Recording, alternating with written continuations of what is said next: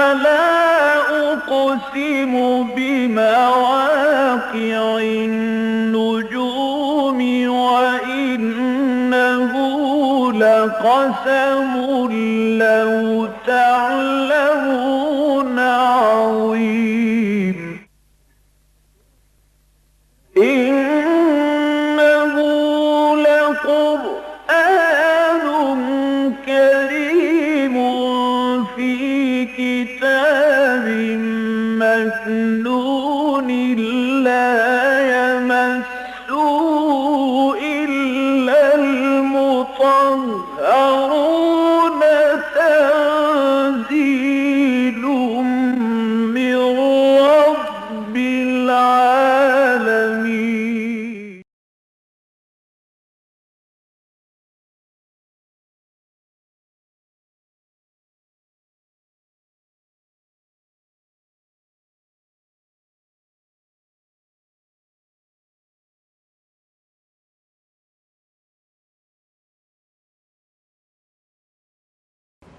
أعوذ بالله من الشيطان الرجيم. بسم الله الرحمن الرحيم. ألم تعلم أن الله يعلم ما في السماء والأرض إن ذلك في كتاب إن ذلك على الله يسير.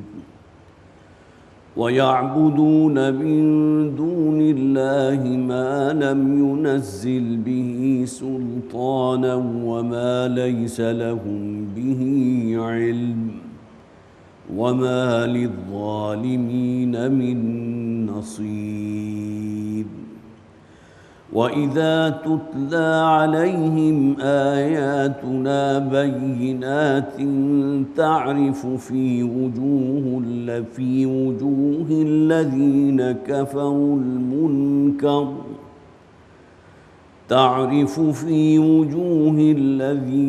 كفروا المنكر يكادون يسطون بالذين يتلون عليهم آياتنا.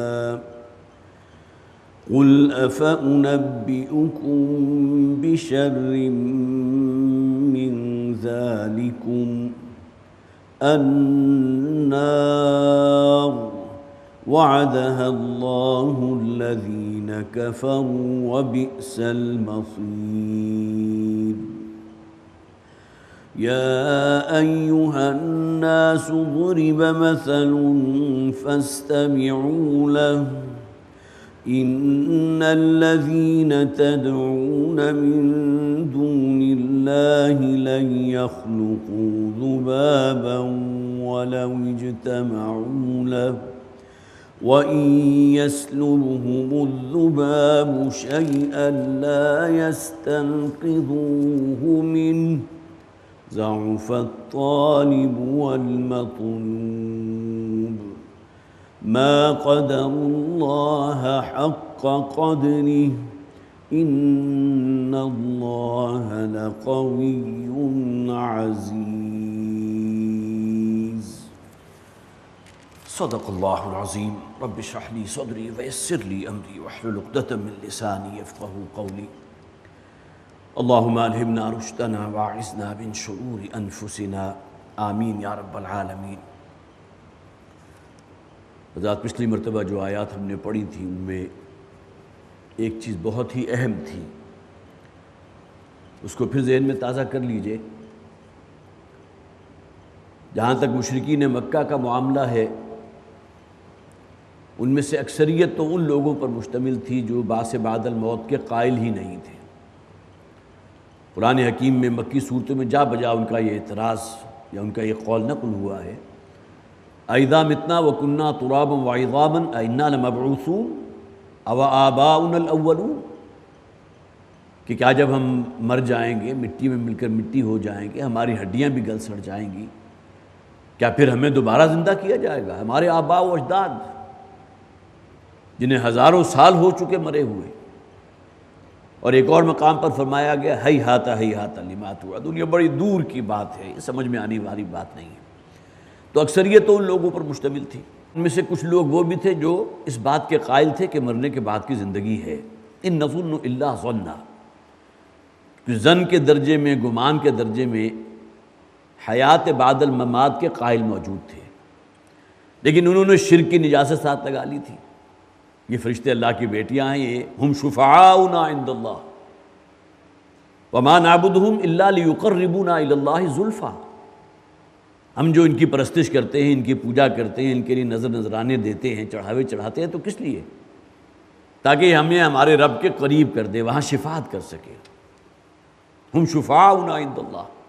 اب یہ تمام چیزیں ہیں کہ جو بہرحال اس دور میں موجود تھیں۔ اب اس سورہ مبارکہ کا جو آخری حصہ ہے، اس کا جو آغاز ہوتا ہے، وہ اسی ان کی وہ شرک جو ہے اس نے جھنجھوڑا گیا کہ وہ ہستیاں کہ جنہیں تم نے اپنے ہاتھ سے بنا لیا اور تراش کر معبود کا درجہ دے دیا، وہ تو ایک مکھی کی تخلیق پر بھی قادر نہیں تھے۔ یا ایھا الناس ضرب مثل فاستمعوا له ان الذين تدعون من دون الله لن يخلقوا ذبابا ولو اجتمعوا له۔ یہ انشاءاللہ آج کا درس جو ہے ہمارا، اس میں یہ بات بھی آئے گی۔ تو فرمایا الم تعلم ان اللہ یعلم ما فی السماء والارض، کیا تم جانتے نہیں، کیا تمہیں معلوم نہیں ہے کہ اللہ تعالیٰ علم رکھتا ہے اس آسمان اور زمین میں جو کچھ ہے اس کا۔ دیکھیے یہاں سما کا لفظ آیا، سما سے مراد یہ سمائے دنیا ہے، اگرچہ ابھی اس میں بھی اختلاف ہے کہ جو نیلے رنگ کا ایک آسمان ہمیں اپنے اوپر نظر آ رہا ہے، آیا اس کی کوئی سالڈ حیثیت ہے بھی یا نہیں۔ اس لیے کہ جو لوگ بھی خلا میں گئے انہوں نے جا کر جو تجربہ بیان کیا کہ جیسے کہ ہم خلا میں پہنچتے ہیں تو نیلا آسمان غائب ہو جاتا ہے، پھر سیاہی سیاہی ہی سیاہی، گویا کہ آسمان نے اپنا رنگ تبدیل کر لیا۔ تو یہ بھی کہا جاتا ہے یہ ہمارے اصل میں جو ہماری آئی سائٹ ہے اس کی لمٹ ہے، اور یہ سورج کی روشنی جب اس فضا پر پڑتی ہے تو اس کی وجہ سے یہ نیلا رنگ جو ہے اپیئر ہوتا ہے آپ کو۔ باقی یہ کہ وہ آسمان کے جس کو قرآن آسمان کہہ رہا ہے وہ ابھی ہماری، جیسے آپ کہیے کہ ہماری پہنچ سے بہت دور ہے، جس کا ہم تصور نہیں کر سکتے۔ اور اس کائنات کی وسعت کا ہم کیا تصور کریں گے؟ چند چیزیں جو میں نے نوٹ کی تھی خاص طور پر، کہ زمین سے سورج کا فاصلہ 9 کروڑ 30 لاکھ میل ہے، اور جو ہمارے اس سولر سسٹم کا جو سولر فیملی ہے جس کے بالکل درمیان میں سورج ہے، پھر عطارد ہے، اور اس کے بعد آخری جو سیارہ ہے وہ پلوٹو ہے، آپ حضرات کو بھی یاد آ گیا ہوگا، تمام چیزیں ہم نے 7ویں 8ویں 9ویں میں پڑھی تھی۔ تو سورج سے پلوٹو کا فاصلہ جو ہے وہ 3 ارب اور 70 کروڑ میل ہے۔ اب آپ اس کی مسافت اور اس دوری کا اندازہ کیجئے۔ ابھی یہ سورج کی چھوٹی سی فیملی کی لمٹ ہے کہ جہاں ہماری گنتی ختم ہو گئی، اور کجا اس آسمان کی وہ وسعت جسے قرآن کہتا ہے الم یعلم ما فی السماء والارض، آسمان اور زمین میں جو کچھ ہے وہ اللہ کے علم میں ہے۔ اسی طرح اب یہاں تک ہماری تحقیق پہنچی ہے کہ ایک سیارہ جو ہے اس فضا میں ایسا بھی موجود ہے جس کا نام انٹیریس ہے، ANTARES، کہ اس کا حجم اتنا ہے کہ جو سورج اور مریخ کے درمیان کا فاصلہ جو ہے وہ تقریباً 19 کروڑ میل، وہ اس کا قطر ہے۔ آپ اندازہ لگائیے، کہیں انسان جو ہے جسے کہا جاتا ہے نا کہ انسان متحیر رہ جاتا ہے، حیران ہو جاتا ہے، اس کی عقل جو ہے کام کرنا چھوڑ دیتی ہے جب اس کائنات کی وسعتوں پر غور کرتا ہے۔ تو الم تعلم ان اللہ یعلم ما فی السماء والارض، اللہ تعالیٰ کے علم کا تم کو اندازہ کر سکتے ہو؟ اس زمین و آسمان میں جو کچھ ہو رہا ہے ہر شے اللہ کے علم میں، جو شے موجود ہے وہ اللہ کے علم میں ہے۔ ان ذالک فی کتاب، اور یہ تمام چیزیں اللہ کے ہاں لکھی ہوئی موجود ہیں۔ قرآن حکیم میں کہیں یہ بھی فرمایا گیا کہ ان اللہ یعلم غیب السماوات والارض، اللہ تعالیٰ جانتا ہے اس زمین و آسمان کی تمام پوشیدہ حقیقتوں کا۔ اب اس کائنات کے کتنے ایسے پوشیدہ راز ہیں کہ جن تک ہماری کوئی رسائی نہیں۔ کچھ عرصہ پہلے ہمارے علم میں آیا تھا کہ بلیک ہولز بھی ہیں، بڑے بڑے جو ہے جسے آپ کہیے کہ ایسے ہولز موجود ہیں سیاہ رنگ کے کہ جس کے اندر بڑے بڑے سیارے اور گلیکسیز جا کر معدوم ہو جاتے ہیں، جنہیں بلیک ہولز کا نام دیا گیا۔ اب یہ تمام چیزیں جو قرآن حکیم میں کہا گیا نا، انما یخشی اللہ من عبادہ العلماء، کہ اللہ تعالیٰ کی خشیت اور اللہ کی ہیبت، اللہ کی قدرت، اللہ کی جلالت شان، اس کی خلاقیت جو ہے وہ انہی لوگوں کے اوپر واضح ہوتی ہے جن کے اندر علم موجود ہو۔ تو آپ کا علم جو ہے جتنا آگے سے آگے ترقی کرتا چلا جائے گا، آپ کے اوپر یہ جو پوشیدہ راز ہیں، یعلم غیب السماوات والارض، اس زمین و آسمان کی ہر پوشیدہ شے بھی اور ہر راز وہ اللہ کے علم میں ہے۔ یہاں بظاہر جو ہے خطاب نبی اکرم صلی اللہ علیہ وسلم سے علم تعلم، لیکن قرآن حکیم میں بہت سی آیات ایسی ہیں کہ جہاں بظاہر خطاب تو نبی اکرم صلی اللہ علیہ وسلم کی طرف ہوتا ہے، لیکن روح سخن مشرکین کی طرف، اور جو عتاب اور جو غصہ ہے اس کے اندر بڑا ایک جلالی انداز ہے۔ علم تعلم ان اللہ یعلم ما فی السماء والارض، کیا تم لوگ اس حقیقت کو نہیں جانتے؟ یہاں اگرچہ واحد کا صیغہ، کیا تم نہیں جانتے کہ اللہ تعالیٰ آسمان اور زمین کی ہر شے سے واقف ہے، ہر پوشیدہ شے اس کے علم میں ہے؟ لیکن اصل میں یہاں عتاب ہے، ایک جھنجھوڑنے کا انداز ہے اس اللہ کے بارے میں، جیسے کہ آگے آ جائے گا، ما قدر اللہ حق قدرہ، انہوں نے تو اللہ تعالیٰ کی قدرت کا اندازہ کیا ہی نہیں جیسا کہ کیا جانا چاہیے۔ یہ تو اپنے آپ کو بھی اللہ کو بھی یوں سمجھتے ہیں جیسا کہ کوئی بڑا بادشاہ ہے، اسے بھی نائبین کی ضرورت ہے، بڑے سے بڑا کسی بادشاہ کا تصور ان کے ذہن میں آتا ہے تو اللہ تعالیٰ کو زیادہ سے زیادہ وہاں تک پہنچا دیتے ہیں، اس سے آگے ان کی رسائی نہیں۔ ان ذالک فی کتاب، ہر شے اللہ کے ہاں ایک کتاب میں موجود۔ اب یہاں انسان کا ہر عمل بھی مراد ہے، اس کی زبان سے نکلا ہوا ہر لفظ مراد ہے، اور اس کا بہترین نقشہ کھینچا گیا، یہی اصطلاح کتاب کی استعمال ہوئی ہے سورہ کہف میں، وَوُضِعَ الْكِتَابُ فَتَرَى الْمُجْرِمِينَ مُشْفِقِينَ مِمَّا فِيهِ، اس دن وہ اعمال نامہ الکتاب، ہر انسان کی جو ہے وہ بھی ایک الکتاب موجود ہے، اس کو نصب کر دیا جائے گا۔ فَتَرَى الْمُجْرِمِينَ مُشْفِقِينَ مِمَّا فِيهِ وَيَقُولُونَ يَا وَيْلَنَا مَا لِهَذَا الْكِتَابِ، تو جب وہ دیکھیں گے یہ مجرم، اس کو غور سے پڑھیں گے، اپنی زندگی کی ایک ایک ڈیٹیل اس میں موجود پائیں گے، تو وہ چیخ اٹھیں گے کہ یہ کیسا اعمال نامہ ہے، یہ کیسی کتاب ہے، ان ذالک فی کتاب۔ ان کی تمام حرکتیں جو اعتراض یہ کر رہے ہیں، اور جیسے کہ ہم پہلے پڑھ چکے، وہ ان جادلو کا، یہ آپ سے جھگڑتے ہیں، اللہ کی ذات کے بارے میں جھگڑتے ہیں، پھر اپنے آپ کو سمجھتے ہیں ہم دین ابراہیمی پر ہیں، اور پھر یہ کہ محمد تو کوئی نیا دین لے آئے، یہ کیا صرف ایک ہی اللہ کو ماننا؟ تو ان کے تمام جھگڑے جو ہیں وہ اللہ تعالیٰ نے اس کتاب میں نوٹ کر رکھے، ان ذالک فی کتاب۔ تو اس دن کہیں گے ما لہذا الکتاب لا یغادر صغیرۃ ولا کبیرۃ الا احصاها، یہ کیسا اعمال نامہ ہے کہ جس نے ہماری زندگی کی چھوٹی سے چھوٹی ڈیٹیل یا عمل یا ہماری زبان سے نکلا ہوا ہر لفظ جو اس کے اندر موجود نہ ہو۔ ان ذالک علی اللہ یسیر، اور یہ بات اللہ کے اوپر بہت آسان ہے۔ ویعبدون من دون اللہ ما لم ینزل بہ سلطانا، اور یہ اللہ کے سوا ان کو پوجتے ہیں، ان کو پکارتے ہیں، ان کی پرستش کرتے ہیں کہ جن کے لیے اللہ تعالیٰ نے کوئی سند اور دلیل نہیں اتاری۔ کیا عیسائی اپنی بائبل کے اندر دکھا سکتے ہیں کہ حضرت عیسیٰ علیہ السلام اللہ کے بیٹے ہیں؟ ڈاکٹر ذاکر نائک کا آپ نے بہت سے حضرات نے لیکچر سنے ہوں گے، وہ جس طرح ثابت کرتے ہیں کہ کیا واقعتاً ان کا یہ عقیدہ جو ہے کس حد تک ہماری جو ہے عقل کے نزدیک جو ہے وہ مسلم ہو سکتا ہے، پھر ان کی اپنی کتابیں اس کی نیگیشن کر رہی ہیں۔ ما لم ینزل بہ سلطانہ، جس میں ہم نے کوئی دلیل جو ہے کسی الہامی کتاب میں، آسمانی کتاب میں نازل نہیں کی، اور نہ ہی اس بات پر کہ فرشتے اللہ کی بیٹیاں کوئی دلیل ہے۔ قل ہاتوا برہانکم ان کنتم صادقین، اگر تم واقعتاً سچے ہو تو کوئی دلیل پیش کرو۔ ما لم ینزل بہ سلطانہ، جس کے لیے اللہ تعالیٰ نے کوئی سند اور کوئی دلیل نہیں اتاری۔ وما لیس لہم بہ علم، اور جس کی انہیں کچھ خبر نہیں ہے۔ یہ تو اصل میں وہ جسے آپ کہیے کہ وراثت میں جو عقائد ہیں، آباء و اجداد کے، باپ دادا سے جو دین چلا آ رہا ہے، جو عقائد ان کے ہاں موجود رہے ہیں، اسی کی جو ہے پیروی کر رہے ہیں، اس سے آگے نکل کر یا اس سے بڑھ کر کچھ سوچنے کو تیار نہیں۔ وَمَا لِلظَّالِمِينَ مِن نَصِيرٍ، اب ایسے ظالموں کا کوئی مددگار نہیں ہے۔ ظاہر ہے کہ جس نے اللہ کو چھوڑ کر کسی اور کو معبود بنا لیا، اس سے بڑا ظلم تو کوئی نہیں۔ ان الشرک لظلم عظیم، یقیناً شرک سب سے بڑا ظلم ہے۔ وَإِذَا تُتْلَىٰ عَلَيْهِمْ آيَاتُنَا بَيِّنَاتٍ، اور جب ان پر ہماری وہ آیات پڑھی جاتی ہیں جو بڑی روشن ہیں، بڑی حکمتیں ہیں، اس میں بڑے دلائل موجود ہیں۔ تَعْرِفُ فِي وُجُوهِ الَّذِينَ كَفَرُوا الْمُنكَرَ، تو تم دیکھتے ہو، مشاہدہ کرتے ہو اور پہچانتے ہو ان لوگوں کے چہروں پر کہ شدید ناگواری موجود ہے۔ اب اصل کے مختلف فیزز ہیں کہ جو آتے رہے ہیں۔ بالکل آغاز کا جو دور تھا نبی اکرم صلی اللہ علیہ وسلم کی دعوت کا، تو اس میں تو تالیاں پیٹنا، سیٹیاں بجانا، تمسخر ہے، مذاق ہے، یہ دیوانے ہو گئے ہیں، کسی عاصب کا سایہ ان کے اوپر پڑ چکا ہے۔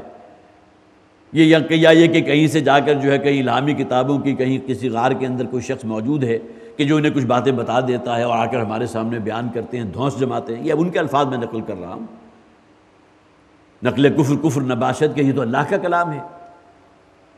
تو شروع کا جو دور تھا اس میں تو چٹکیوں میں اڑانے کی کوشش کی گئی، تمسخر، استہزاء، مذاق. اس کے بعد جب 3-4 سال گزر گئے تو اب سیریس ہوئے. اب یہ وہ دور ہے جس کا یہاں ذکر کیا جا رہا ہے، یستون بالذین یتلون علیہم آیاتنا، اور یہ بےتاب ہو جاتے ہیں، پل پڑنے کو تیار ہیں، حملہ کر بیٹھتے ہیں ان لوگوں پر کہ جو ہماری آیات ان کو پڑھ کر سنا رہے ہیں. اب ظاہر ہے کہ اب پہلا فیز گزرنے کے بعد اب یہ ناگواری اس درجے بڑھ گئی. اب اسی فیز کا ذکر ہے جو اور بھی موجود ہے قرآن حکیم میں، جس میں الفاظ استعمال کیے گئے والغوا فیہ، کہ جب اللہ کی آیات تمہیں پڑھ کر سنائی جا رہی ہو تو اس میں اپنا شور شرابہ شروع کر دو، تالیاں پیٹنے لگو، بے ہنگم قسم کی آوازیں نکالنے لگو تاکہ لوگوں کے کانوں تک وہ بات نہ پہنچ سکے. یہ ہوا کرتا ہے، آپ نے اپنی اسمبلیوں میں بھی یہ نقشہ دیکھا ہوگا. اگر کوئی صاحب تقریر کر رہے ہیں اور ایک طبقہ ایسا موجود ہے کہ جو نہیں چاہتا لوگوں تک ان کی وہ بات پہنچے، تو وہ کیا کرتے ہیں، وہ جو ہے ڈیسک بجانا شروع کر دیتے ہیں، کوئی ہنگامہ شروع کر دیتے ہیں. اس وقت بھی یہی ہوتا تھا. تو والغوا فیہ، اس میں اب جو ہے کوئی ہنگامہ شروع کر دو، کوئی لاہ و لعب شروع کر دو، غل گپاڑا جسے عام طور پر کہا جاتا ہے، تاکہ لوگ ان کی بات نہ سن سکیں. اسی طرح سورہ لقمان کی آیت نمبر 6 ہے، وَمِنَ النَّاسِ مَن يَشْتَرِي لَهْوَ الْحَدِيثِ لِيُضِلَّ النَّاسِ، اور لوگوں میں سے وہ بھی ہیں کہ جو بہت ہی لہو قسم کی کہانیاں اور باتیں جو ہیں اس میں لوگوں کو لگائے رکھنے میں، مگر رکھنے میں مخصوص ہیں.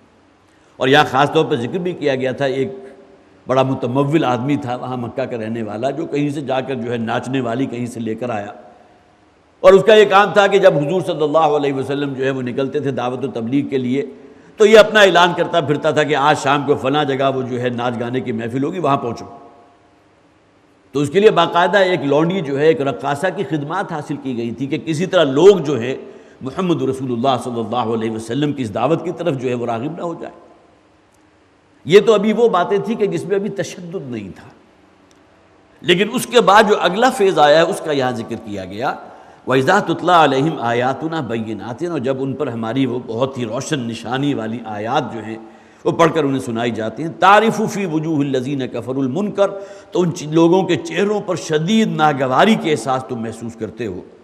چہرے ان کے بگڑ جاتے ہیں، ان کے نتنوں سے جو ہے گرم ہوا خارج ہونے لگتی ہے اور ان کی تیوریاں چڑھ جاتی ہیں، ان کی آنکھیں تن جاتی ہیں، بھویں تن جاتی ہیں. یکادون یسطون بالذین یتلون علیہم آیاتنا، اور وہ قریب ہوتے ہیں اس بات کے کہ پل پڑیں ان لوگوں کے اوپر، حملہ کر دیں ان کے اوپر جو انہیں ہماری آیات سنا رہے ہیں. اور ایسا کچھ ہوا. نبی اکرم صلی اللہ علیہ وسلم کے ساتھ ایک مرتبہ ہوا تھا. صحن کعبہ میں آپ دعوت دے رہے تھے، کوئی بات کہہ رہے تھے، تو لوگ اٹھے ہیں اور آ کر جو ہے آپ کو مارنا شروع کیا. ایک بدبخت نے جو ہے اپنی چادر جو ہے حضور کے گلے میں ڈال کر اسے کھینچا کہ آپ کی آنکھیں ابل پڑی. حضرت ابوبکر صدیق رضی اللہ تعالیٰ عنہ کہیں قریب بیٹھے ہوئے تھے. انہوں نے جیسے ہی دیکھا کہ محمد صلی اللہ علیہ وسلم ان کے ساتھ اس طرح دست درازی ہو رہی ہے، تو آپ اٹھے اور جو ہے اس شخص کے اور ان لوگوں کے اور حضور کے درمیان آ گئے. اب جو غصہ حضور کے بارے میں تھا اس لیے کہ حضور کا تعلق تو بنی ہاشم سے تھا اور ایک بہت ہی باحیثیت خاندان تھا وہاں کا، لہٰذا حضور کو تو چھوڑا، حضرت ابوبکر صدیق رضی اللہ تعالیٰ عنہ کو جو مارنا شروع کیا ہے تو اپنی دانست میں مردہ سمجھ کر چھوڑ کر گئے. یہ تو اللہ تعالیٰ کو ان کی زندگی ابھی منظور تھی کہ اس وقت بے ہوش ہوئے تھے، انہوں نے سمجھا مر چکے ہیں. تو یہ معاملات اٹیمپٹ جو ہیں ان لوگوں پر بھی ہوئی ہیں کہ جنہوں نے دین کی بات کی ہے، قرآن کی آیات سنانے کی کوشش کی ہے. اور ظاہر ہے کہ اس کا سب سے بڑا جسے آپ کہیے کہ اس سے بڑی بات کیا ہوگی کہ یہ تشدد اور یہ دست درازی کا معاملہ محمد رسول اللہ صلی اللہ علیہ وسلم کے ساتھ بھی ہوا. قُلْ أَفَأُنَبِّئُكُم بِشَرٍّ مِّن ذَلِكُمْ، اے نبی ان سے کہہ دیجئے، انہیں خبردار کر دیجئے کہ کیا میں تمہیں بتاؤں ایک ایسی شے کہ جو اس سے کہیں زیادہ بری ہے تمہارے لیے. گویا کہ اللہ کی آیات کو سن کر جو ناگواری اور جو نفرت اور جو تکلیف تمہیں ہو رہی ہے، ایک اور شے ہے جو تمہاری منتظر ہے جس کی رد عمل میں تمہیں اس سے کہیں بڑھ کر تکلیف ہوگی. اور وہ کیا ہے؟ النار، وہ جہنم کی آگ ہے. اللہ تعالیٰ کی سنت ہے، یہاں وہ ہاتھ کے جو حضور پر اٹھے تھے دست درازی کے لیے، یا وہ ہاتھ کے جن کے ہاتھوں میں پتھر پکڑے ہوئے تھے طائف کا جو حضور کا سفر تھا، اور تاک تاک کر حضور کا نشانہ بنا رہے تھے، اللہ چاہتا تو ان لوگوں کے ہاتھوں کو شل کر دیتا۔ وہ بدبخت کے جس نے اپنی چادر جو ہے حضور کے گلے میں لپیٹ کر کھینچا تھا، اس کے ہاتھ کی قوت بازو کو سلب کر لیتا، سب کچھ ہو سکتا تھا۔ لیکن یہ کہ اللہ تعالیٰ کی سنت یہ ہے کہ اہل ایمان کو آزمائیں۔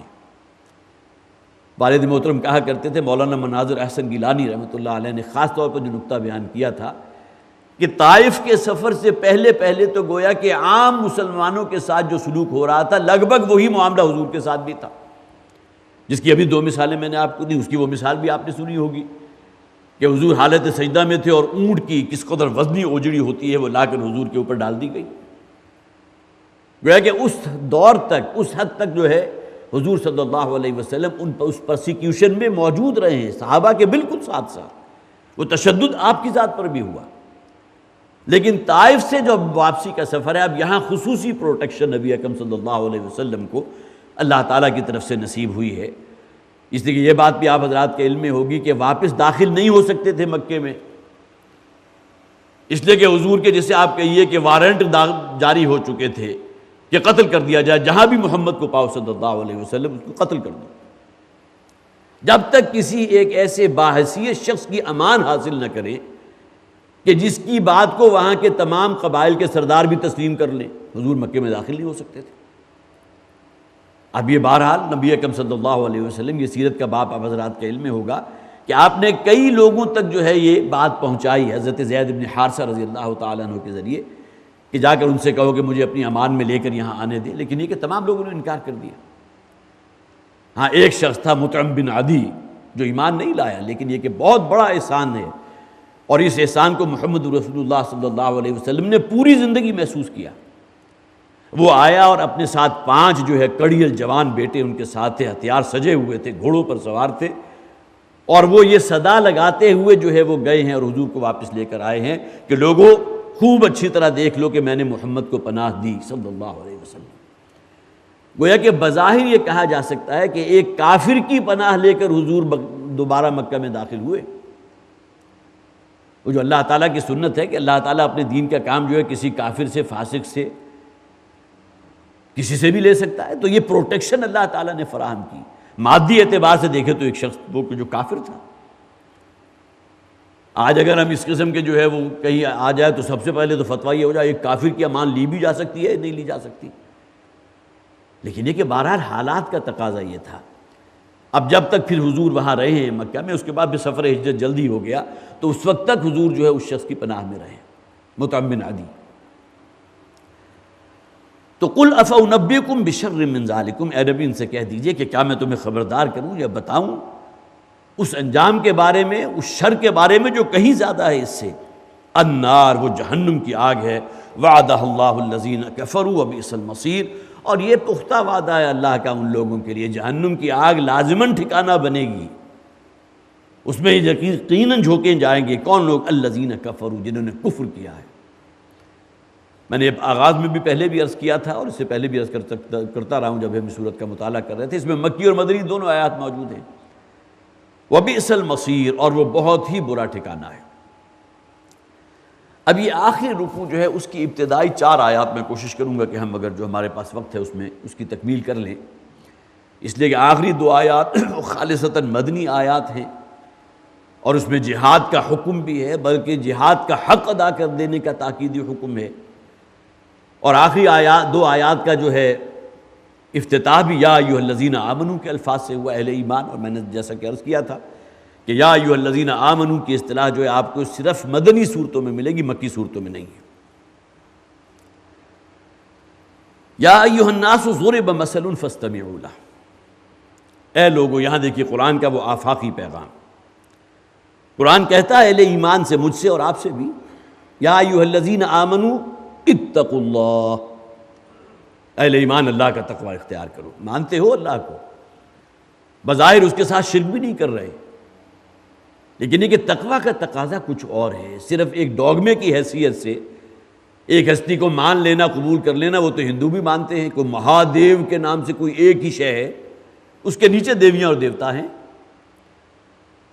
اسی طرح آپ حضرات کا علم ہے کہ عیسائیوں کے ہاں بھی بڑی جی سے لکھے جانے والا گاڈ صرف ایک ہی ہے، اس اعتبار سے آپ کہہ سکتے ہیں کہ توحید کا یہ ریفلیکشن ان کے اب یہاں چھوٹے جی سے لکھے جانے والے گاڈز اینڈ گاڈیسز، دیویاں دیوتا، وہ بہت سے بنا لیں، سینکڑوں۔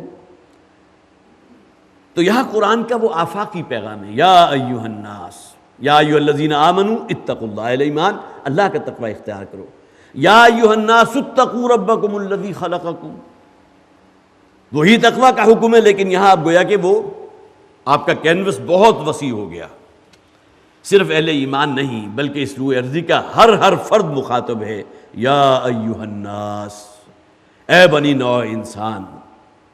اب یہاں انسان میں جو بھی شرف انسانیت یا بظاہر جو انسان نظر آتا ہے، اس میں ہر فرد اس میں شامل ہو گیا۔ ضرب مثل، ایک مثال بیان کی جا رہی ہے۔ ضرب المثل ہمارے یہاں اردو زبان میں بھی مستعمل ہے، کوئی ایسی مثال بیان کر کے کوئی بڑی حقیقت کو واضح کر دینا، کسی بڑی حقیقت کی طرف ذہن کو راغب کر دینا، یہ ضرب المثل کہتے ہیں۔ ضرب مثل، ایک مثال بیان کی جا رہی ہے، فاستمعوا لہ، اس مثال کو خوب کان لگا کر سنو۔ فاسمعوا بھی ہو سکتا تھا، اس کو سنو، لیکن استماع کہتے ہیں کسی شے کو پوری توجہ کے ساتھ، ارتکاز توجہ کے ساتھ، پوری کنسنٹریشن کے ساتھ کسی بات کو سننا، یہ استماع ہے۔ قرآن حکیم کے لیے اصطلاح استعمال ہوئی ہے نا، وَإِذَا قُرِئَ الْقُرْآنُ فَاسْتَمِعُوا لَهُ وَأَنصِتُوا۔ اے مسلمانوں، جب قرآن کی تلاوت کی جا رہی ہو تو کان لگا کر اس کو سنا کرو، پوری طرح متوجہ ہو جایا کرو، اس لیے کہ یہ رب کائنات کا کلام ہے، یہ تمہارے خالق اور مالک کا کلام ہے۔ اور جہاں یا ایھا الذین آمنوا کے الفاظ آئیں تو وہاں تو فوراً متوجہ ہو جاؤ، یہاں اللہ تعالیٰ تمہیں خطاب کر رہا ہے، وہ لوگ جو مسلمان ہیں۔ تو ضرب مثل فاستمعوا لہ، ایک مثال بیان کی جا رہی ہے، اسے ذرا غور سے کان لگا کر سنو۔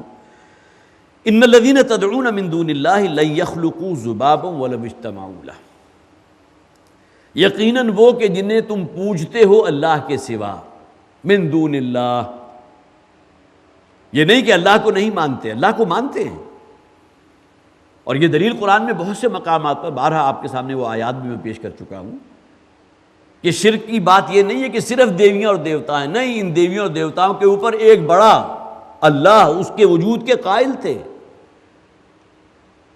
اور یہ بھی مانتے تھے کہ ہمیں اللہ نے پیدا کی، یہ بھی مانتے زمین کو اللہ نے پیدا کیا، یہ بھی مانتے تھے کہ زمین و آسمان کی تخلیق اس اللہ نے کی ہے، اللہ۔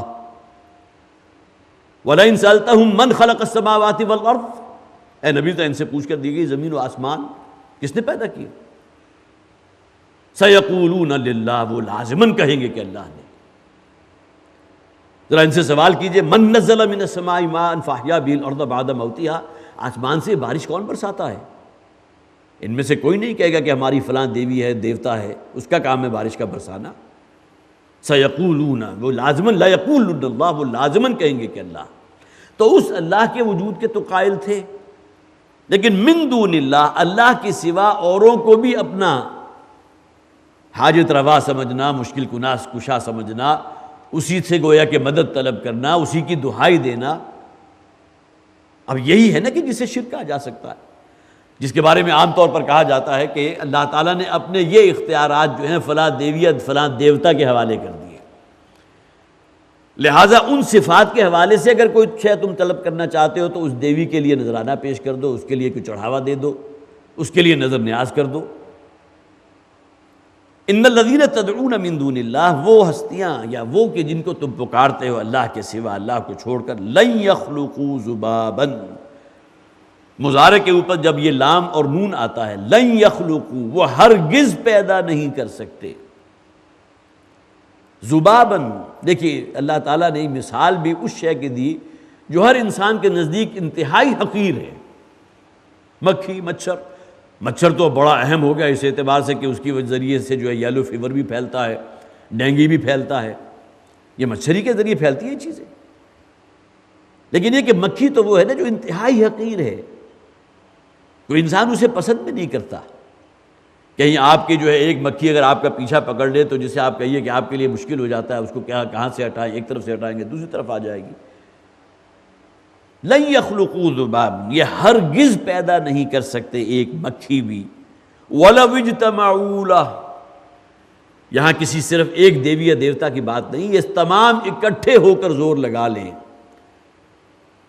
اپنی تخلیق کی تمام صلاحیتوں کو پول بھی کر لیں، تب بھی ایک مکھی کی تخلیق پر قادر نہیں ہے۔ اور یہ چیلنج آج بھی ہے۔ آپ نے کہیں سے مکھی کا انڈا لے لیا اور اس کو ہیج کر دیا تو مکھی وجود میں آ جائے گی، اس میں آپ نے کیا کمال کیا؟ میں تو عام طور پر کہا کرتا ہوں مثال دینے کے لیے، اور کراچی میں یہ چیز بڑی عام ہے، جو بھی وہاں ساحل کے نزدیک جو آبادیاں ہوتی ہیں تو وہاں مرغی کے انڈے کے نام سے جو شے بکتی ہے دکانوں پر، وہ کچھوے کا انڈا ہوتا ہے، بالکل وہی ساز وہی رنگت، لیکن کچھوے کا انڈا ذرا زیادہ گولائی کی طرف ہوتا ہے، مرغی کا انڈا جو ہے بیضوی ہوتا ہے۔ اب انڈا بظاہر ایک ہے، آپ اس کو توڑیں تو اس کے اندر بھی وہی زردی ہوگی، وہی سفیدی ہوگی، اس کے ذائقے میں بھی قطعاً کوئی فرق نہیں۔ اس سے آپ یہ نہ سمجھیے کہ میں نے کہیں کچھوے کا انڈا کھایا ہے، لیکن یہ کہ بہرحال میں صرف آپ کو مثال دے رہا ہوں، بلکہ مائکروسکوپ لگا کر دیکھیں تو آپ کو اس کی ایگ یولک کے اندر کہیں کوئی فرق نظر نہیں آئے گا۔ آرٹیفیشلی آپ ان دونوں انڈوں کو ہیج کریں، اس مشین میں ڈال دیں، دونوں ایک جیسے انڈے ہیں، لیکن ایک میں سے بچہ نکلے گا تو کچھوے کا بچہ نکلے گا، دوسری میں سے مرغی کا بچہ نکل آئے گا۔ اب یہ تو آپ کی سمجھ سے باہر ہے نا۔ اسی طرح قرآن حکیم جو مثال دیتا ہے کہ ایک ہی ماں باپ ہیں، لیکن یہ کہ ان کے ہاں اولاد ہو رہی ہے، بیٹا بھی ہے بیٹی بھی ہے، پھر بیٹے ایسے ہیں جن کے مزاج میں زمین و آسمان کا فرق ہے، جن کی شکل و صورت کے اندر زمین و آسمان کا فرق ہے، صلاحیتوں میں فرق ہے، سعادت اور شقاوت میں فرق ہے۔ تو اللہ تعالیٰ کی سنت اور اللہ تعالیٰ کی خلاقیت کا کوئی اندازہ کر سکتے ہیں؟ ان الذین تدعون من دون اللہ لن یخلقوا ذبابا ولو اجتمعوا لہ، وہ تو ایک مکھی کی تخلیق پر بھی قادر نہیں، خواہ وہ سب اکٹھے ہو کر زور لگا لیں، اپنی صلاحیتوں کو پول کر لیں۔ وَإِن يَسْلُبْهُمُ الذُّبَابُ شَيْئًا لَا يَسْتَنقِذُوهُ مِنْهُ، اگر مکھیاں ان کے سامنے جو حلوے مانڈے پڑے ہیں، جو تم نے کوئی مٹھائیاں رکھی ہوئی ہیں، کوئی خاص پکوان بنا کر کسی دیوی کی جو ہے نظر کیا ہے، اس پہ چڑھاوا چڑھایا ہے، اور مکھیاں ان میں سے اپنا حصہ وصول کر رہی ہیں، اپنا پیٹ بھر رہی ہیں، تو ان کو تو اتنی توفیق بھی نہیں ہے کہ ان مکھیوں کو ہٹا سکیں کہ بھائی یہ حلوہ مانڈا تو ہمارے لیے آیا تھا، کہ تم کیوں اس میں شریک ہو گئی؟ تو فرمائے وَإِن يَسْلُبْهُمُ الذُّبَابُ شَيْئًا، اور اگر مکھیاں ان کے سامنے جو حلوے مانڈے جو مٹھائیاں پڑی ہیں ان پر سے کوئی شے رزق حاصل کر رہی ہیں، گویا کہ ان کے رزق میں کوئی کمی واقع ہو رہی ہے، اس کی وجہ سے لا يَسْتَنقِذُوهُ مِنْهُ، تو اس کی بھی حفاظت نہیں کر سکتے، اس رزق کو بھی واپس نہیں لے سکتے۔ اس سے بھی آگے بڑھ کر ہوتا ہے انسان کی طبیعت، ظاہر ہے کہ ایک فطرت سلیم کا مالک انسان جو ہے، کسی شے کے اوپر مکھیاں بھنبھنا رہی ہیں تو انسان وہاں کھڑا ہونا پسند نہیں کرتا۔ کجا یہ تمہارے خدا، تمہاری دیویاں، تمہاری دیوتا جو ہیں ان کے سامنے حلوے مانڈے، اور ہزاروں کی تعداد میں مکھیاں نہ صرف ان کے اوپر بلکہ ان کے اپنے چہرے کے اوپر بیٹھی ہوئی ہیں، وہ کچھ نہیں کر رہے۔ آگے دیکھیے جو تبصرہ کیا گیا وہ کیا ہے، یہ نقشہ میں نے سارا آپ کے سامنے رکھ دیا۔ ضعف الطالب والمطلوب، تف ہے تمہاری۔ طالب کسے کہتے ہیں؟ جو یہ عبادت گزار ہیں، جو پجاری ہیں، جو پوجنے والے ہیں۔ ان میں تو بڑے بڑے رؤوسا بھی تھے۔ آج بھی آپ دیکھ لیجئے کہ ہندوستان کے رہنے والے کتنے بلینئرز ہوں گے جن کی دولت کا کوئی اندازہ نہیں، لیکن یہ کہ دیویوں اور دیوتاؤں کے سامنے یوں ہاتھ جوڑ کر کھڑے ہوتے ہیں۔ لکشمی دیوی غالباً اسی کی کرپا ہے کہ جو ہمارے پاس یہ سب کچھ آج موجود ہے۔ ضعف الطالب والمطلوب، اس سے زیادہ جسے آپ کہیے کہ الفاظ جو ہیں ہو نہیں سکتے، انتہائی ضعیف ہے، کمزور ہیں، بودے ہیں، ان کی عقل کا ماتم کیا جانا چاہیے۔ یہ طالب بھی اور مطلوب بھی، طالب اور مطلوب کس اعتبار سے؟ عابد اور معبود۔ عابد کون ہے؟ یہ مشرکین، یہ ہے نا اصل میں عبادت کرنے والے۔ کن کی؟ وہ معبود کے جو دیوی اور دیوتاؤں کی شکل میں وہاں موجود ہے، جو ایک مکھی کی تخلیق نہیں کر سکتے، مکھی کو اپنے چہرے سے ہٹا نہیں سکتے، مکھی جو ان کے رزق میں سے اپنا حصہ وصول کر رہی ہے وہ واپس نہیں لے سکتے۔ ضعف الطالب والمطلوب، انتہائی بودے اور کمزور، یہ طالب بھی اور مطلوب بھی۔ اور یہاں اس بات کو ذہن میں رکھیے کہ انسان کی شخصیت جو ہے وہ پروان چڑھتی ہے اسی اعتبار سے کہ انسان کا آئیڈیل اور ہدف کیا ہے، نصب العین کیا ہے۔ ہمارے معاشرے میں وہ لوگ بھی موجود ہیں، اکثریت انہی کی ہے، جن کے نزدیک ہدف اول اور ہدف آخر اپنی ذات، مفاد پرستی، خود غرضی، اس سے آگے نکل کر کچھ سوچنے کو تیار ہی نہیں. لوگ جائیں بھاڑ میں، ملک کا ستیہ ناش ہو، لیکن یہ کہ میرے خزانے بھرے ہونے چاہیے، وہ اسی کا کچھ وہ آفٹر ایفیکٹس ہے نا، جسے آفٹر شاکس کہا جاتا ہے، جو آج ہم محسوس کر رہے ہیں. خزانے خالی ہو چکے، اپنے مفادات، خود غرضی، اس سے آگے نکل کر اب ظاہر ہے کہ جس کا ٹارگٹ ہی صرف یہ رہا اپنی نفسانی خواہشات، تو اس کے نتیجے میں جو شخصیت وجود میں آئے گی وہ کس قدر بودی ہوگی. کچھ شخصیت کے نکھار یا برگزار ہوں گے اس میں، جس کے نزدیک گویا کہ وہ حرص، لالچ اور طمع جو ہے ہدف اول ہے. تو جس کا مطلوب وہ ہو گیا تو طالب بھی اسی مناسبت سے وجود میں آئے گا. اسی طرح ایک شخص وہ ہے کہ جس کے لیے بڑی نوع انسان کی خدمت کرنا، لوگوں کے لیے خیر کے پن کے کام کرنا، ویلفیئر کے کام کرنا، گویا کہ اپنی ذات سے نکل کر اب معاشرے میں لوگوں کی بہبودی کے لیے کوئی کام کرنا. جس کا ہدف اور آئیڈیل وہ ہے، اس کی مناسبت سے جو شخصیت وجود میں آئے گی وہ یقیناً اس پہلے درجے سے بہت بہتر شخصیت ہوگی. اسی طرح اس سے اوپر آئی ہے پوری قوم کا درد رکھنے والے، قوم کے لیے کام کرنے والی، وہ جذبہ، مسلمان قوم ہے، ہمارا ایک وطن ہے، ہمیں اس کے لیے کام کرنا چاہیے. اپنے ذاتی مفادات، اغراض و مقاصد سے، نفس پرستی سے آگے نکل کر وہ جن کا ہدف بنے گا ان کی شخصیت اس سے بھی زیادہ نکھری ہوگی. اب جس کا ہدف بن جائے اللہ کی رضا، دین، ایمان، آخرت کی کامیابی، تو ظاہر ہے کہ اس کی شخصیت ان تمام لیول سے بہت بالا تر ہوگی، اس لیے کہ اس کا ہدف ہے اللہ کی رضا. اس دنیا کی جو بھی یہ دنیا و ما فیہا میں جو کچھ بھی ہے وہ تو عارضی ہے نا. مجھے تو اصل میں دیکھنا ہے تو اس اعتبار سے دیکھنا ہے کہ جو میری اخروی زندگی کو سنوار دے، جس کے لیے بڑے پیارے الفاظ ہیں، آپ نے سنے ہوں گے، یزداں بکمند آور اے ہمت مردانہ. یہ بڑی سمجھ میں آنے والی بات ہے کہ کسی شخص کے ہاتھ میں کمند ہے، اب تو اس کے تصورات رہے ہی نہیں، لیکن پہلے تو ہوا کرتا تھا. کوئی نقب لگانی ہے، کہیں چڑھنا ہے، تو جو قوت بازو ہے اس کے زور پر وہ اس کمند کو اوپر پھینکتا تھا. کمند کے آگے کوئی گھیرا بنا ہوتا تھا، تو کسی نوکدار شے میں اگر وہ پھنس جاتا تھا تو اب گویا کہ اسے ایک سہارا مل گیا، وہ رسی اس کے ہاتھ میں ہے، اس پر کلائم کرتا ہے، وہ چڑھ جائے گا، فصیل تک پہنچ جائے گا، محل کی چھت تک پہنچ جائے گا. تو معلوم ہوا کہ جس شخص کی قوت بازو زیادہ ہے اور اس کی کمند جتنی بلند جائے گی وہیں تک وہ رسائی حاصل کر سکتا ہے نا. تو یزداں بکمند آور اے ہمت مردانہ، اگر تمہارے اندر وہ قوت ہے، تمہارا آئیڈیا اور ہدف واقعتاً وہ اللہ کی ذات ہے، تو اپنی کمند کو وہاں تک پہنچا دو. لیکن اس کے لیے جو سیرت، جو کردار اور جو اخلاص اور ایمان اور تقوی چاہیے، پہلے وہ تو پیدا کرو نا. تو ضعف الطالب والمطلوب، انتہائی بودے ہیں، بہت کمزور ہیں طالب بھی اور مطلوب بھی. ما قدر اللہ حق قدرہ، انہوں نے تو اللہ کو پہچانا ہی نہیں جیسا کہ پہچاننا چاہیے تھا.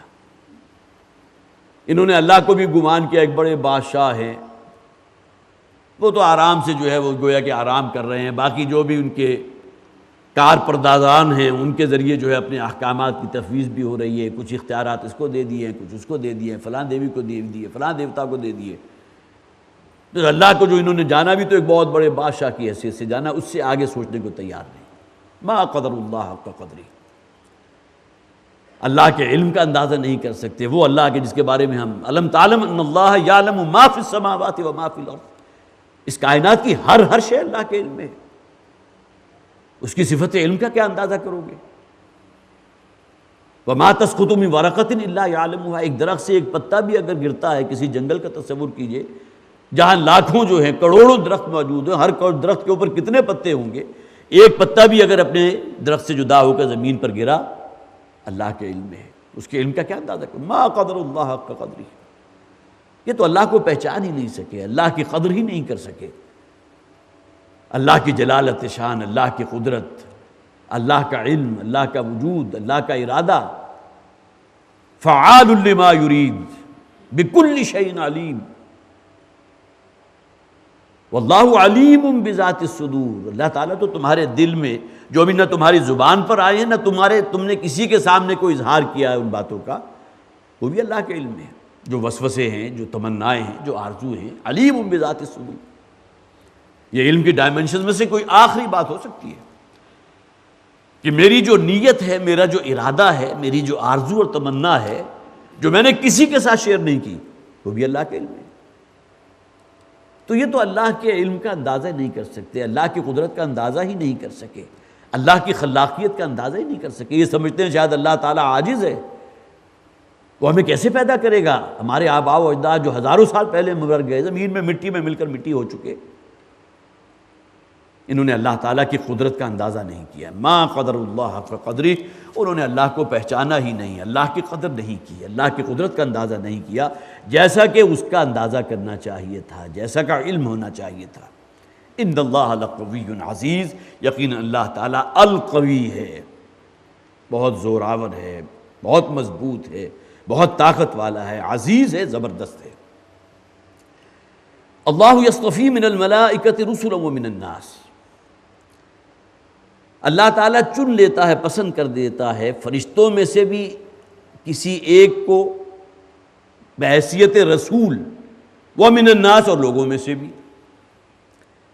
اب سلسلہ ہدایت جو اللہ تعالیٰ نے قائم فرمایا، کس لیے؟ ہماری رہنمائی کے لیے نا، ہماری ہدایت کے لیے۔ اس کی یہ ایک درمیانی کڑی ہے، اللہ کے پیغام کو رسول بشر تک پہنچانے کے لیے درمیان کی ایک کڑی اللہ نے جو منتخب کی ہے، اپنے ایک جلیل القدر فرشتے کو، جو فرشتوں میں یقیناً سردار ہیں سب کے، حضرت جبرائیل علیہ السلام، ان کو منتخب فرمایا کہ اللہ کے پیغام کو رسول تک پہنچائے۔ لہٰذا یہ سلیکشن دونوں اعتبار سے ہوئی، بندوں میں سے چنا کسی ایک شخص کو نبی یا رسول کی حیثیت میں، اور فرشتوں میں سے بھی چنا ایک شخصیت کو، حضرت جبرائیل علیہ السلام کو، کہ حضرت جبرائیل ہیں کہ جو یہ کام کرتے رہے ہیں، خواہ وہ حضرت آدم تک وہی پہنچاتے ہوں یا حضرت محمد تک صلی اللہ علیہ وسلم۔ یہ دونوں کڑیاں مل کر گویا کہ وہ سلسلہ رسالت پیدا ہوتا ہے۔ اللہ تعالیٰ ڈائریکٹلی اپنا پیغام ہر شخص تک نہیں پہنچاتا، جیسا کہ ان لوگوں نے اعتراض بھی کیا تھا کہ اللہ تعالیٰ ہم سے کلام کیوں نہیں کرتا؟ اللہ تعالیٰ کو اگر اپنی اطاعت کروانی ہے تو کیا ضرورت ہے کسی کو نبی اور رسول بنا کر بھیجنے کی؟ ہم سے ڈائریکٹ بات کرے۔ ہمارے ہاں بھی ایک انداز پایا جاتا ہے بھی کسی کو اگر بات کرنی ہو تو درمیان میں واسطہ کیوں بناتے ہو؟ تو ہم میں سے بھی ہر ایک کے اوپر کوئی صحیفہ نازل ہونا چاہیے تھا، یا ہم سے کلام کر کے کہا جاتا۔ یہ اعتراض ان لوگوں نے کیا تھا، لیکن اللہ کی سنت ہے، اللہ تعالیٰ نے فرشتوں میں سے ایک کو منتخب کر لیا۔ دیکھیں استفاء کا لفظ استعمال ہوا، استفاء، کسی کو چن لینا، کسی کو منتخب کر لینا، پسند کر لینا۔ فرشتوں میں سے بھی ایک کو پسند کیا اور انسانوں میں سے بھی ایک کو پسند کیا، اگرچہ وہ ایک جو ہیں حضرت آدم سے لے کر حضور تک جو ہے وہ تقریباً 1,20,000 یا 24,000 یا 40,000 کی تعداد ہے، تمام نبیوں اور رسولوں کو شامل کر لیجئے، لیکن یہ ایک سلسلہ ہے جو اللہ تعالیٰ نے پیدا فرمایا۔ اب جو لوگ فرشتوں کا انکار کرنے والے ہیں، یہ سوچ جو ہے آپ حضرات میں سے بہت سے علم کے لوگوں کے علم میں ہوگی کہ سر سید تھی وہ شخصیت کہ جس نے معجزوں کا بھی انکار کیا اور فرشتوں کا بھی انکار کیا۔ تو ان کے تو اشعار کے اندر یہ بات موجود بھی ہے کہ جبریل امی قرآن بپیغام نمی خواہم، وہ پیغام یا وہ قرآن جو جبریل لے کر آئے تھے وہ ہمیں نہیں چاہیے، معاذ اللہ۔ اگر آپ صرف اس حصے کو لیجئے تو یہ واقعتاً آپ کہہ سکتے ہیں کلمہ کفر ہے، کہ وہ قرآن جو ہم تک پہنچا ہے، جس واسطے سے آیا وہ جبرائیل علیہ السلام، میں تو جبرائیل کو مانتا ہی نہیں۔ فرشتوں کا انکار کر دیا، جنات کا انکار، جنات کا تو ٹھیک ہے، فرشتوں کا ذکر بھی قرآن میں موجود ہے، سورہ جن پوری مکمل صورت موجود، جنات کے وجود کے قائل نہیں۔ اسی طرح اور بھی بہت سی باتیں، معجزات کو نہیں ماننے کو تیار۔ یہ تو مد و جزر تھا، حضرت موسیٰ علیہ السلام جب گزرے بنی اسرائیل کو لے کر تو سمندر جزر کی حالت میں تھا، نکل گیا آرام سے، جب فرعون آیا تو مد کی حالت میں آ گیا۔ اب ظاہر ہے کہ اس قدر بچوں والی بات ہے جو آج تک کسی کے کوئی اس کی جو ہے ویریفائی کر ہی نہیں سکتا۔ سمندر ایک دم تو نہیں آتا کہ ایک دم گویا کہ لہریں بڑھ گئی، وہ تو آہستہ آہستہ آتا ہے، آہستہ آہستہ پیچھے جاتا ہے۔ تو یہ تمام چیزیں جو جسے آپ کہیے ریشنلسٹ ذہن جو ہے وہ ان چیزوں کا اسیر ہو کر بالآخر گمراہی کے رستے کے اوپر پڑ جاتا ہے۔ اپنی ذات میں یقیناً جو خلوص ان میں تھا اور مسلمان قوموں کو، اس لیے کہ اس وقت جو سائنس کا جو ایک ڈومینیشن تھی اور نئی نئی سائنس آئی تھی اور اس کی وجہ سے انسان مبہوت ہو کر رہ گیا تھا، اس بنیاد کے اوپر معجزوں کا بھی انکار کیا، جنات کا بھی انکار کیا۔ وہ جنات نہ آج تک کسی نے دیکھے، نہ سونگے، نہ محسوس کیے، ہم کیوں مانیں انہیں؟ اور اسی جسے آپ کہیے کہ ریلے کے اندر جو ہے فرشتوں کا بھی انکار کر بیٹھے۔ ز جبریل امی قرآن بپیغام نمی خواہم. اور اگلا جو ہے مصرع مجھے پوری طرح یاد نہیں، لیکن اس کا مفہوم یہ ہے کہ ہم جس قرآن کو مانتے ہیں وہ تو محمد صلی اللہ علیہ وسلم کے دل سے نکلی ہوئی بات ہے، اللہ کا کلام ہے، درمیان کا کوئی واسطہ جبرائیل، اس کو ماننے کے لیے ہم تیار نہیں. یہ کلام تو وہ ہے جو اللہ نے ڈائریکٹلی محمد رسول اللہ صلی اللہ علیہ وسلم کو القاء فرمایا. اب یہاں نفی ہو گئی، اللہ یصطفی من الملائکۃ رسلا ومن الناس. اللہ تعالیٰ کی سنت ہے وہ فرشتوں میں سے بھی ایک شخصیت کو چن لیتا ہے. یہ جو سنہری زنجیر ہے اس کی ایک کڑی فرشتہ ہے، دوسری کڑی رسول ہے یا نبی ہے. مطلوب کیا ہے؟ اللہ کے پیغام کو لوگوں تک پہنچانا، درمیان کی یہ دو کڑیاں. اور یہاں استفاء کا لفظ محمد مصطفیٰ صلی اللہ علیہ وسلم. اسی طرح حضرت جبرائیل بھی اللہ کے چنے ہوئے ہیں. اللہ یصطفی من الملائکۃ رسلا ومن الناس ان اللہ سمیع بصیر. یقینا اللہ تعالیٰ سب کچھ سننے والا ہے اور شے کو دیکھنے والا ہے. حضرات اس سورہ مبارکہ کے بھی 3 آیات باقی ہیں، وہ انشاءاللہ ہم اگلی مرتبہ اس کے اوپر ہم غور کریں گے. اللہ تعالیٰ ہمیں توفیق عطا فرمائے. جو علم ہمیں قرآن کے ذریعے حاصل ہو رہا ہے، جو ایمانیات کی باتیں ہم تک آ رہی ہیں، اللہ تعالیٰ ان پر ہمارے ذہن کو راسخ فرمائے اور پھر ان تمام باتوں پر ہمیں عمل کرنے کی توفیق عطا فرمائے. بارک اللہ لی ولکم فی القرآن العظیم ونفعنی وإیاکم بالآیات والذکر الحکیم.